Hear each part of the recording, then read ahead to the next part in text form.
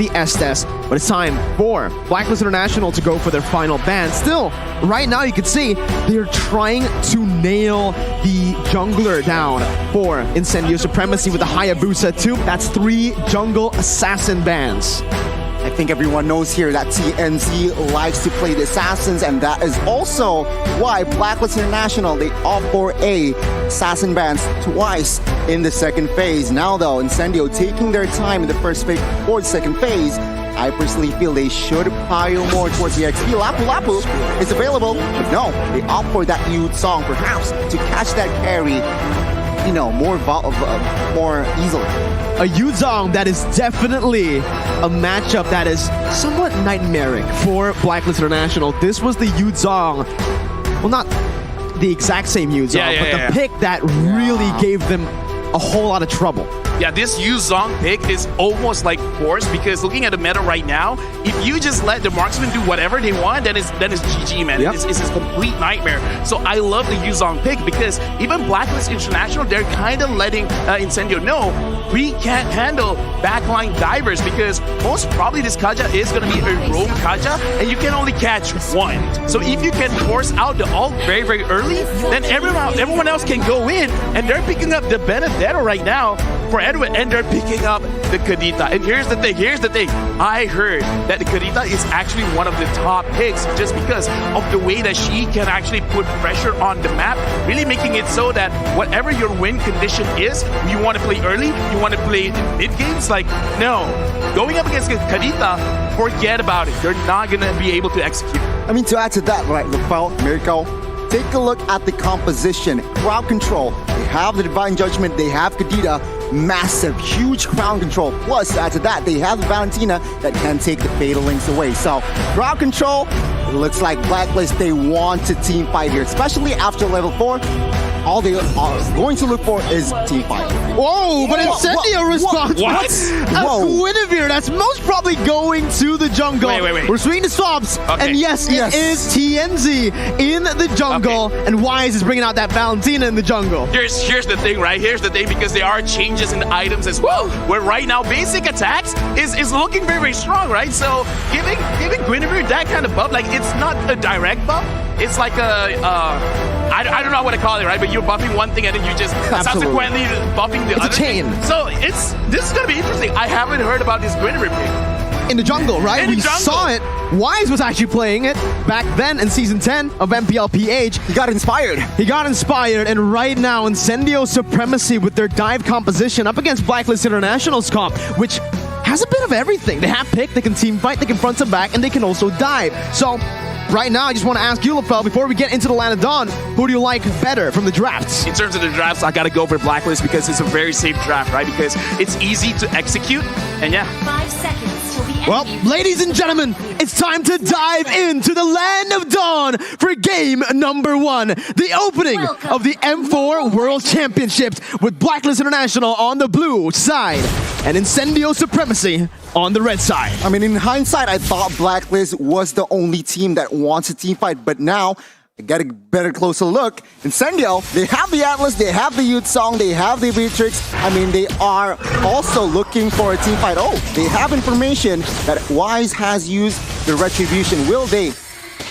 take advantage of that? Right now, actually looking at a game, I want to see which one will hit their power spike first and when is that going to be, because in terms of level 4, in terms of timing, I want to see if they do want to get the level 2 turtle. And if Incendio wants to do that, they kind of have to put Apex to the EXP lane a little bit just to absorb like at least one wave so that you can get that level 4 on the Atlas quickly. TNZ getting the knockup already. Venus going to be taken low, flickering out right now as Incendio had complete control of that mid lane. It is going to be the Lethal Wanderer, picked up by Wise, picks up the Fatal Links as well. Wise looking for a jumps in. Wise, 2 members, bring it back for the combo to come in to pick up first blood around BLACKLIST International strike first. Oh my god, Incendio, they're caught. Yeah, a good initiation from, of course, the Valentina Wise there. And yeah, they have to pay the price. Now, TNZ, taking down once. What do you think, LaFell? Rotations, they're going to be late. Okay, in terms of rotations, Incendio, what they looked like they were trying to do is they were trying to control mid and trying to transition that into the jungle. But Wise was right because at level 4, he basically has a different kind of dimension that you can't play the Valentina. And that's kind of a mistake because you already saw the Valentina first, then you chose to pick up the Atlas. But I like that Blacklist, they were playing like reactionary, like, oh, you want to play in this area? Let's go, bro. I can do that too. Remember, the carry, he wants to farm as much as possible in the early game. But take a look at this. The space that Blacklist has created, it will be a free turtle in the first 2 minutes. They wasted no time, and that's the turtle slain by Secret Lab. You can already see it here. Blacklist International getting that early control. This is what we've been talking about. When they get to group up and when Oheb is able to clear his lane faster, they go and they group up in towards the mid lane. We're now Wise. He's going to try to take Rosa's ultimate here. Again, it's super flexible for Blacklist International, and they can control the tempo. There's no real need to look for any skirmishes, but they are going to be looking for something in the XP lane. Alien instantly with the Black Dragon form, canceling out the Divine Judgment and getting out. Yeah, right now, looking at how Blacklist is playing, I like that you brought up the tempo because this is what they are doing because they caught Incendio in their mistake of the rotation in mid. So right now, they're trying to force it out on the side lanes, trying to make it so that they're wasting their ults. And right now, looking at this kind of situation, they're just making it so that Incendio, they can't fight. Yeah, the way I see it, Incendio, they need to be careful. They cannot be driven by the tempo that Blacklist has established here. They need to find their own pace. They need to find their own tempo because Blacklist, take a look already. They are leading in rotations and as well as space. Perhaps a gang top side might occur here. Let's see. We'll see. TMZ, though, jumps in. Perfect movement there from Haji to get out. And in that XP lane, like you mentioned, Alien's going to be caught. Wise picks up a kill, and that's 2 on the board for the Filipino champions. Blacklist International now controlling that XP lane. And even the gold lane with a gank here. Sunshine going to be picked off, and Incendio Supremacy currently are getting outclassed with Venus, getting brought back to the team. That's finally a trade back towards Incendio. I mean, take a look at the spells here. 2 Petrifies with a lot of CC. Blacklist, they're ready to party, but take a look at TNZ. TNZ, right now, caught in the midst of it all. Right now, Edward's able to actually dish out so much damage. Wise picks up the orange buff. Alien jumps in with the damage as well, but Wise comes out, gets out with a Black Dragon form. Edward is not really going to be at risk of dying here unless that damage comes in. Edward looks for the Petrify, will fall to the hands of Rosa, and it gives that turtle control back to Incendio. Incendio. 2 things I do want to say because we brought it up where Blacklist, they've already won that small skirmish in mid and they transitioned to both the EXP as well as the gold lane. So right now they're playing textbook, but they made a mistake where they tried to overcommit going into the jungle of Incendio, and they got to be careful. And speaking of careful, Sunshine has sat down. Sit down, boy. Again, the pickoff coming in. Chance's gonna be caught. Oh my goodness!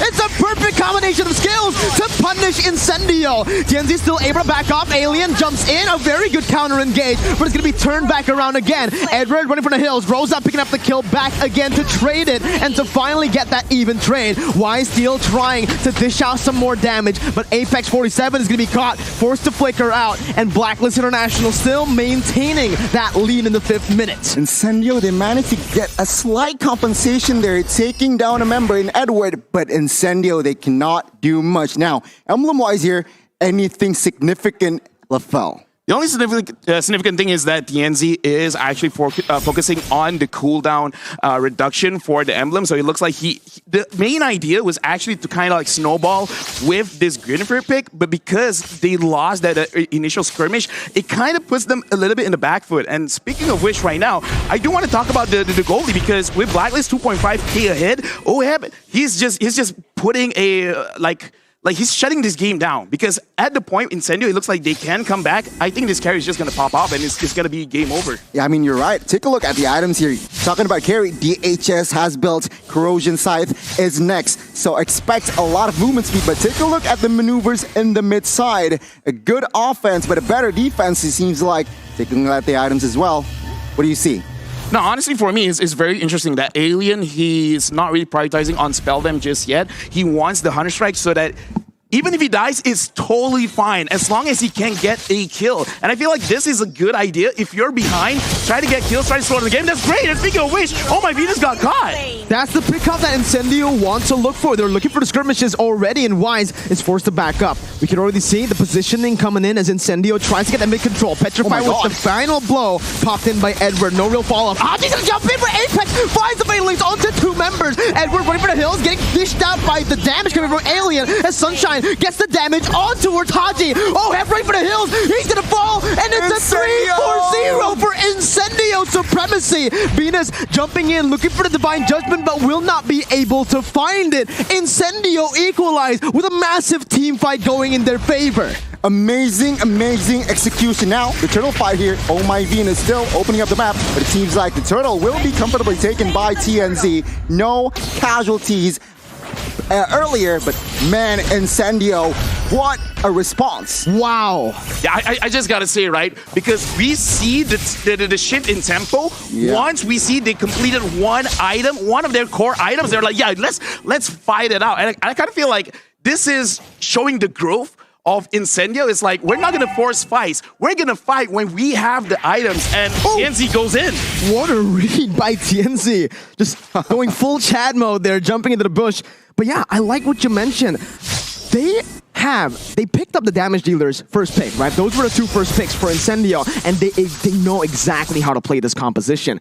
Rosa, Sunshine, they were just waiting to get those item power spikes. Despite Sunshine being caught off early, he's still able to actually get those items right on time for that crazy skirmish. Take a look at Rosa, 304 stats. So as a Lunox, that's what you want, right? So number 8, perhaps on his way to 3rd item. And of course, Blacklist, they felt this Oh My Venus could not face check as much as he wants now.